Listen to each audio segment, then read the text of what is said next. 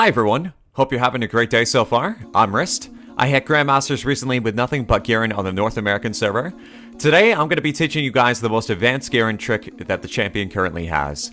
Whether you want to call this a trick or a mechanic, that is up to you. I've been practicing this trick for months now, displaying it on my stream in sometimes multiple games a day. What I'm talking about is the hidden villain mark. Myself and my audience also calls it the flick of the wrist. The Garen trap card. The Silent Justice. This is a one-use game trick that calls for the Garen at level 6 to not level up his ultimate immediately. Why is this? As soon as Garen ranks up his ultimate, if anyone on the enemy team has a kill, the player with the most kills becomes the villain.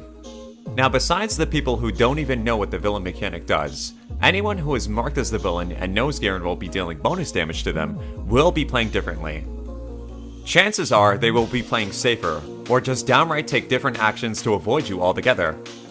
But what if a Garen determined who the villain was before even hitting level 6, and after getting level 6, continued to not level up their ultimate, hiding the villain mark from the enemy?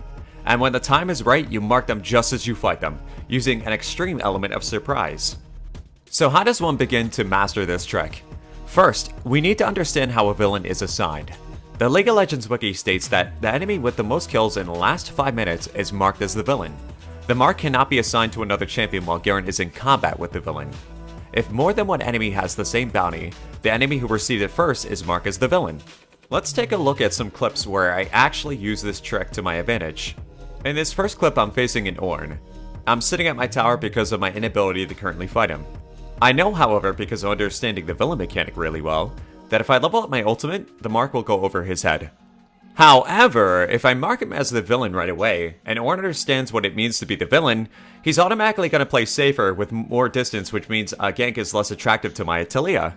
So what I do here is give him the idea that I'm unable to fight him until my Talia comes up to gank. It's there where I'll use my trap card and bring down the sword on him. This trick is not easy to pick up because not only do you have to condition yourself to not level up your ultimate at level 6, but you have to pay very close attention to how kills are being distributed by the enemy. What you'll want to note is the person who gets the first kill on the enemy team. When you get your level 6, chances are they will be the villain first. However, this is immediately discarded if someone on the enemy team picks up 2 kills, and then beaten by anyone picking up 3 kills, and so on and so forth. Sometimes you'll have someone on the enemy team who becomes the villain but has their mark expire, which is why late game sometimes there will be no villains whatsoever if no one is dying on your team. Understanding clearly who the villain is takes practice, but here are 2 ways to help you condition yourself with a flick. If someone gets first blood on the enemy team, say to yourself out loud, okay, this player got first blood, they will become the villain. If someone on the enemy team gets a double kill, copy this action by using similar self-affirmation. The tab key is the most important tool to remind you who the villain actually is. If you don't have League OCD, anytime someone gets a kill or a multi-kill, you can move them to the top or the bottom of the scorecard as a sort of reminder that they are likely to become the villain. As for not actually leveling up your ultimate at level 6, it's going to be a painful practice to make a habit about it. Do whatever works for you in reminding yourself to keep a point available until you're ready to use your ultimate. There will be times where you'll hit level 7 and further on without having a need to use your ultimate yet, so you'll need to be careful about accidentally putting 2 points into your next ability. Let's see another clip to wrap all these thoughts together. In this game, I am laning versus a Twisted Fate. I am level 7, but I am still holding onto a point to put into my ultimate. If I hit the tab key, I can see that Xin has the most kills on the team. I get shoved in and see that Xin has decided to tower dive me, not knowing that he's actually the villain. As he goes in first to proc the tower aggro, I level up my ultimate, marking him, and, well, you guys know the rest.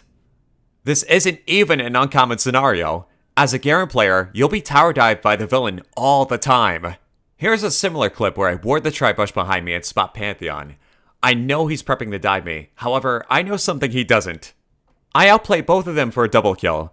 In both of these clips, there is a possibility that neither of these junglers would have attempted to dive me if they knew they were the villain. Or not, because sometimes people don't read. But to gain a really good mastery over the use of this, you have to actively practice it, otherwise you'll lose touch and take it off of your mental checklist. I've been using this trick for almost half a year now, and sometimes you'll be so deep in thought during a game that you'll forget. However, hardwiring the habit is advantageous. Even if you don't know who the villain is because so many of your enemies have similar kill counts, if you can narrow down your choices, sometimes you'll get lucky and actually mark who is in front of you. In this clip versus Vayne, I actually didn't know who the villain was, but since I hardwired the habit of waiting to level up my ultimate until the time is right, I managed to surprise her, and even though I die, I break even for a 1-for-1. To wrap up the lesson of this video, I want to say that there will be games where you don't get to use this trick because a play requires you to use your ultimate against someone who isn't the villain. But that's okay, because mixed in there will be plenty of games where you get to catch the villain by surprise.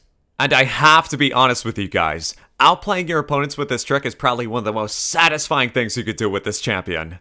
If you want to see more of this trick in action with fully commentated games and extremely vast knowledge of the champion I play, I welcome you guys to visit me at twitch.tv/Riste.